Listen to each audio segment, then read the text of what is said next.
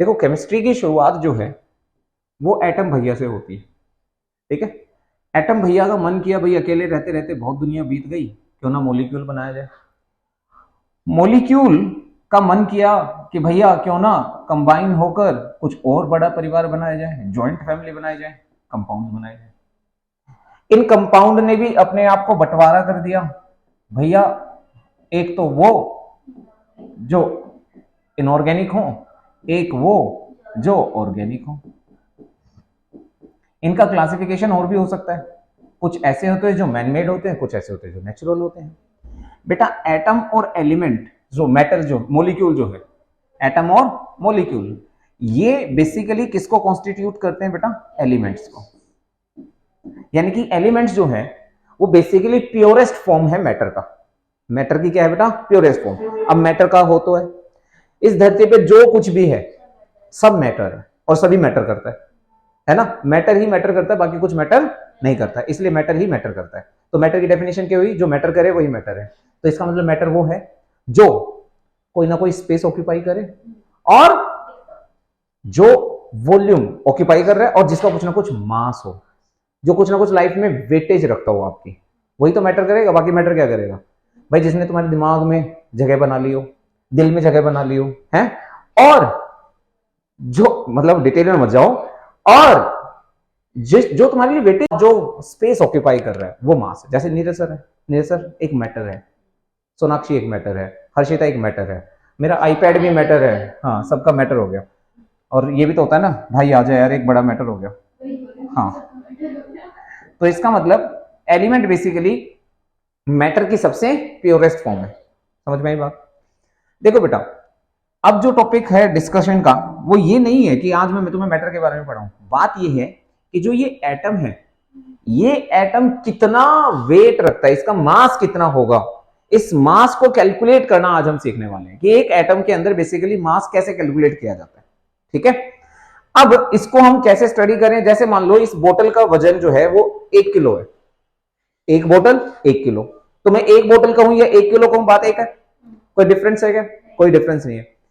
अब नीरज सर का वजन है 70 किलो, एक बोतल का वजन 1 किलो, तो नीरज सर का बोतल के टर्म में वजन कितना हो गया?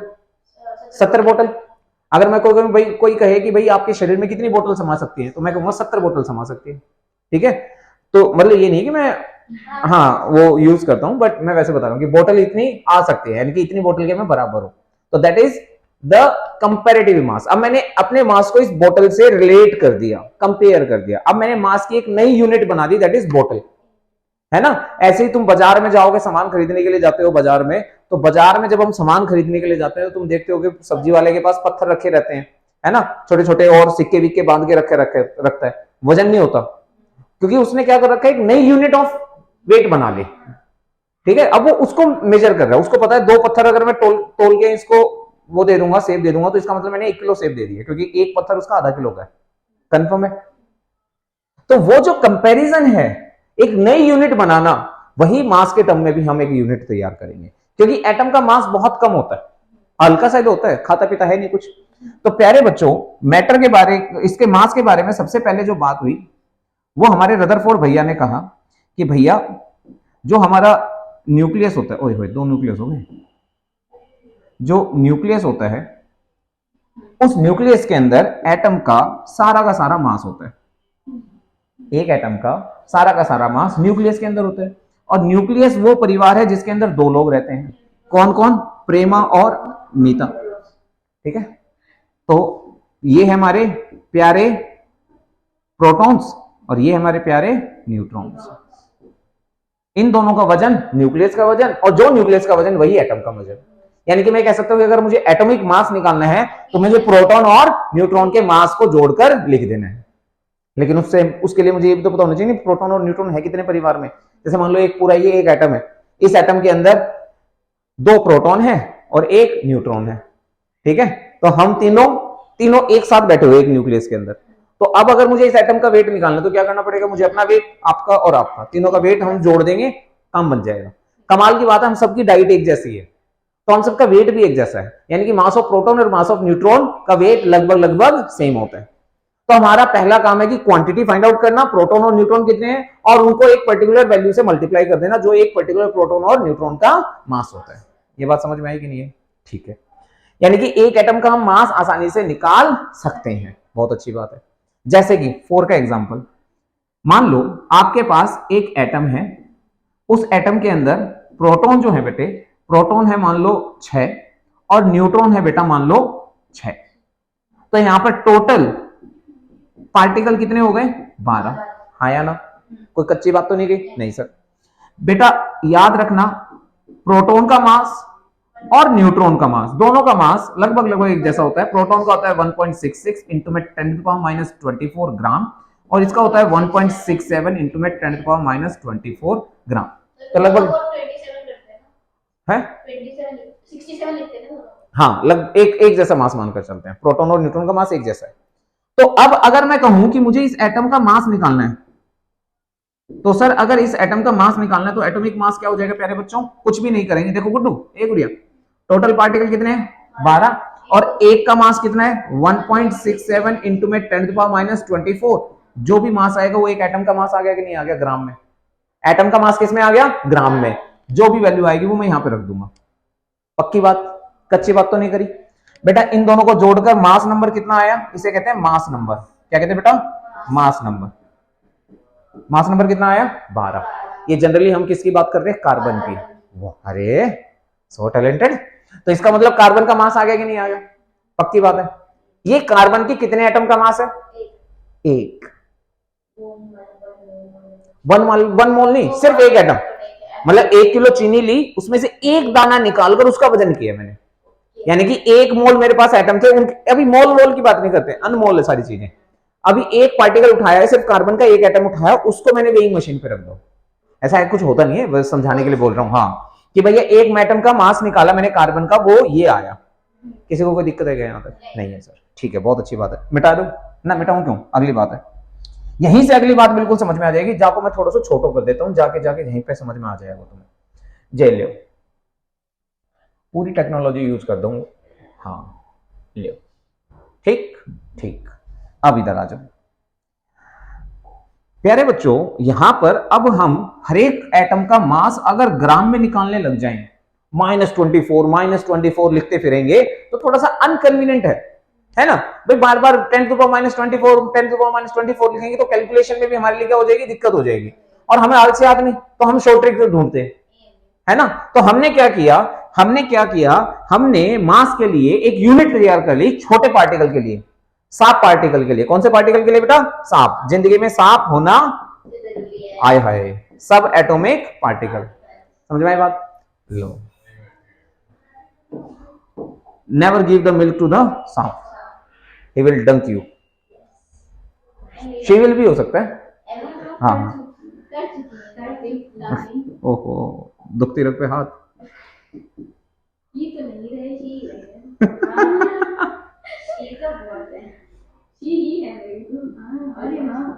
Atomic mass unit. अब हम एक नए मास, मतलब सब एटॉमिक पार्टिकल के लिए हम एक यूनिट बनाने जा रहे हैं मास के लिए, जिसका नाम हमने रखा अम्मू, एएमयू। और शॉर्ट, आजकल तो इतना शॉर्ट हो चुकी है दुनिया कि भैया एएमयू में से भी अम हटा दिया, सिर्फ रख दिया you, only for you. So this you is nothing but the unified mass, unified mass. किसी ने बताया सर ये बताओ, जो ये यूनिफाइड मास है ये है क्या चीज? बहुत सिंपल सी कहानी है। इसने क्या कहा कि भैया ऐसा करो, एक तो कार्बन के एटम को पकड़ो, mass of an carbon 12 atom, carbon 12 के एक एटम का मास पकड़ो चुपके से, जा को डिवाइड कर दो 12 से, जो भी वैल्यू आवे, बा को मान लो 1u, बा को का मान लो 1u मान लो। क्या मान लो उसे? 1u मान लो। क्या मानना है उसे? 1u मानना है। समझ में आई बात?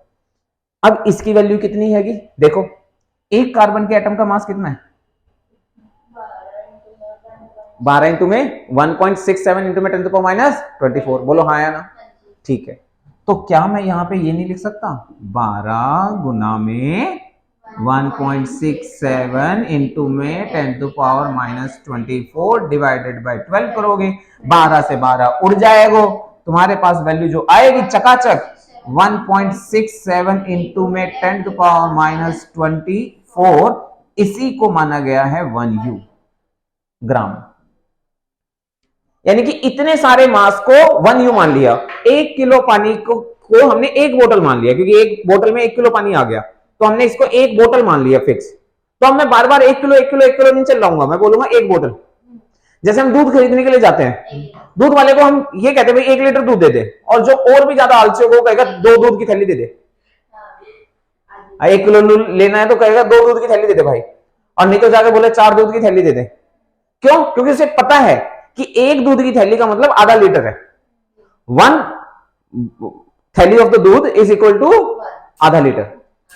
या तो हाँ, तो 1 दूध की थैली इज इक्वल टू 1 लीटर मान लेते हैं, चलो अभी के लिए, ठीक है ना।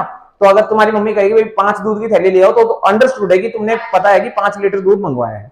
ऐसा नहीं है घर वहां पे जाके 5 खाली थैली ले आएगी उठा के, मम्मी थैली मंगवाई थी, लो थैली, फिर मम्मी तुम्हें थैली बनाएंगी, है थाला फॉर द रीजन। तो तो फिर वो थैला फॉर द रीजन हो जाएगा तुम्हारा।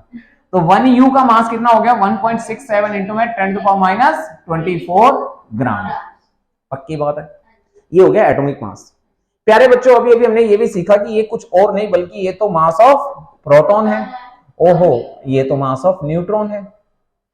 यानी कि एक न्यूट्रॉन के मास को या एक प्रोटॉन के मास को मैं 1U कह सकता हूं। बोलो हाँ या ना? ठीक। अब देख प्यारे बच्चे, मैंने क्या किया, मैंने एक कंपाउंड लिया, सॉरी एक एलिमेंट लिया, जैसे मान लो मैंने सोडियम ले लिया, ठीक है। अब सोडियम के अंदर प्रोटॉन होते हैं 11 और न्यूट्रॉन होते हैं बेटा 12।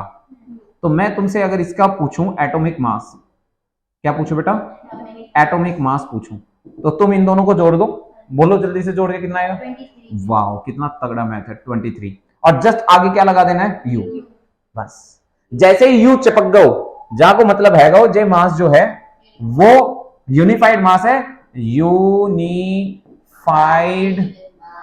Mass of 1 sodium atom. एक एटम का मास है ये। अभी चिंता मत कर, शॉर्टकट भी सीखेंगे। अभी यहां तक समझ में आया? वो बताऊं, पता है बेटा, ऑड इन वाला जो है ना वो कुछ तक है, हाँ, उसके बाद कहानी बिगड़ जाती है। हाँ, और बेटा अब तुम खाली 10th तक तो पढ़ना नहीं है तुम्हें, अब तो तुम्हें बेटा आगे की पढ़ाई करनी है, तो जहां टेक्निक तो जब लगानी पड़ेगी। प्रोटॉन और न्यूट्रॉन काउंट करो, सीधा यू लिख दो, एक एटम का मास हो गया, डन है। देखो अब मैं आपको बताता हूं, तुम्हें ये भी याद नहीं करना, तुमसे पेपर में कोई नहीं पूछने वाला ये मास, ये गिवन होगा हमेशा, लेकिन तुम्हें लॉजिकली चीजें पता होनी चाहिए कि बेसिकली 1U है क्या, या आया कैसे, हम U क्यों लिखते हैं, क्योंकि कंफ्यूजन मैं तुम्हें बताता हूं, हमें हमारे लिए क्या होता है, काला अक्षर भैंस बराबर, हमारे लिए सारी चीजें एक जैसी हो जाती हैं। हम कहते हैं 23, मान लो मैंने लिखा 23U, ये हाँ सर ये भी ठीक है। 23 ग्राम, हाँ सर ये भी ठीक है। और सर 20, अरे पॉइंट काहे लग रहा हो बीच में, पता ना, हाँ। और अगर किसी ने लिख दो 23 ग्राम, सर ये भी ठीक है। सर 23 ग्राम एटम, सर ये भी ठीक है। तीनों चीजें एक जैसी हैं? ऐसा तो नहीं है ना, तीनों बहुत अलग अलग है, तीनों में बहुत, हाँ बहुत अंतर है बेटा। यहां से यहां जाना है ना, तो आपको पब्लिक जो है वो एन टाइम्स बढ़ानी पड़ेगी, यानी कि जनता आपको एन करनी पड़ेगी। और बेटा ये जो ग्राम एटम लिखा हुआ है, इस ग्राम एटम का कुछ और मतलब नहीं बल्कि मोल्स होता है।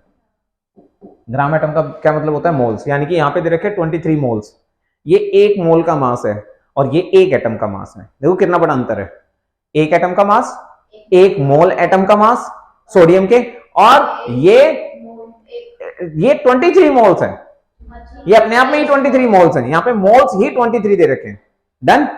बात समझ में आएगी नहीं आई? देखो अब समझो ध्यान से, अगर दूसरी भाषा में बात करें, 1 केला, 1 दर्जन केले, और यहां 23 दर्जन केले, तीनों में अंतर है भाई। 1 दर्जन केले में कितने हो गए? 12 हो गए, ठीक है। 1 केला 1 केला ही है, लेकिन यहाँ पे कितने? हाँ 12 दर्जन केले हो चुके हैं। यानी कि वहां क्वांटिटी ही उतनी ज्यादा हो चुकी है। डन। तो ये था एटॉमिक मास के बारे में नॉलेज, जानकारी कि आपका एटॉमिक मास कैसे निकलता है। 1U क्लियर हो गया। अब यहां पर अगली चीज जो मैं सिखाने जा रहा हूं वो सिखाने जा रहा हूं कि मोलर मास क्या होता है। वर्ड से क्लियर हो रहा होगा बेटा।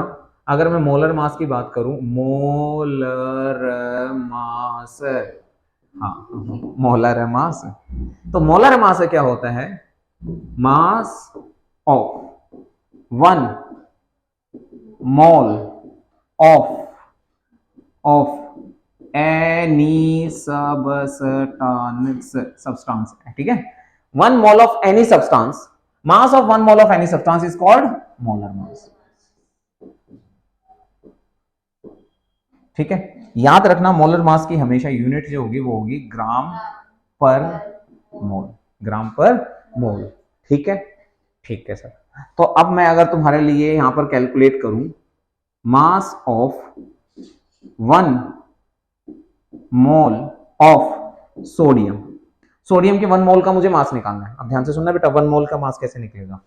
पहले तो मैं क्या करता हूं, एक एटम का मास लिखता हूं यहां पे, ध्यान से सुनना, मास ऑफ 1 एटम, और वो भी बताऊं कौन सा mass, actual mass, actual atomic mass. Sir ये एक्चुअल एटॉमिक मास क्या है? इसे हम कहते हैं बेटा आम, गर्मियों का सबसे पसंदीदा फ्रूट आम, एक्चुअल एटॉमिक मास। जैसे मैं कहूं एटॉमिक मास बताओ सर सोडियम का, सर वो होता है 23U, 23U। एक्चुअल एटॉमिक मास कितना होगा सर? 23U इन 23 इंटू में 1.67 इंटू में 10⁻24 ग्राम। यही बात समझ में? बस U की जगह पे मास लिख देना है, 1U का मास लिख देना ग्राम में। अब जो है एटॉमिक मास जो है वो हमेशा U की टर्म में डिफाइन होगा। एक्चुअल एटॉमिक मास निकालना है तो आपको 1U की जगह पे क्या लिख देना है? 1.67 इंटू में 10⁻24। U की वैल्यू डाल दी हमने, जो अभी अभी हमने सीखे ना U की वैल्यू, यहाँ पे ये 1U की वैल्यू ये रख दिया बस मैंने। Done, done.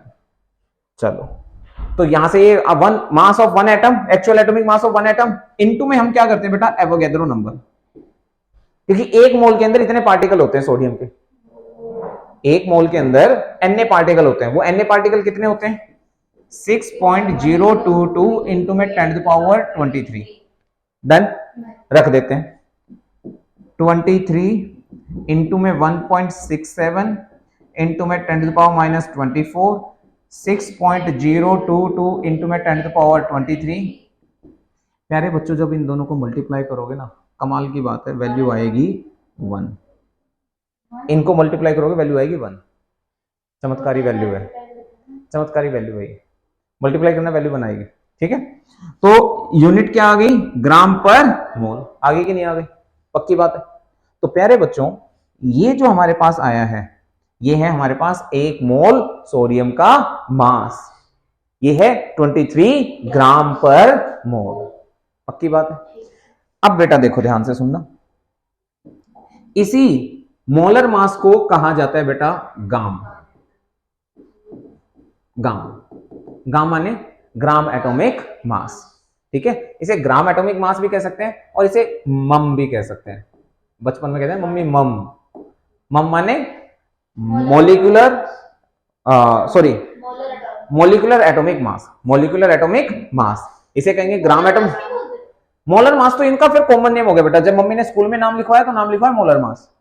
घर पे इसको 2 नामों से बुलाया जाता है, मोलिकुलर एटॉमिक मास या ग्राम एटॉमिक मास। अगर कोई मोलिक्यूल है तो उसका मोलिकुलर एटॉमिक मास हो जाएगा, और अगर किसी का ग्राम एटॉमिक एटम की फॉर्म में है तो उसे हम ग्राम एटॉमिक मास कहेंगे। ठीक है गुड्डू? ठीक है, ठीक है। किसका? अच्छा, फिर तो बढ़िया है। अरे मैंने तो एक टॉपिक पढ़ा था मैं क्लास 12 की बच्ची को, तो उसमें ना 3 टर्म थी। एक थी RLVP, relative lowering in vapour pressure, और एक था ऑस्मोटिक प्रेशर। तो मैंने RLVP शॉर्ट फॉर्म में बनाया, मैंने कहा रामलाल वेद प्रकाश। कह रहे सर आपने मेरे नहीं पापा और दादा का नाम ले दिया। मैं सॉरी बेटा। फिर मैंने OP पढ़ाया, ऑस्मोटिक प्रेशर, वहां पे मैंने कह दिया ओम प्रकाश। बोले मेरे नाना का भी नाम ले दिया आपने। मैंने कहा भाई पूरी फैमिली बैठी है यहाँ।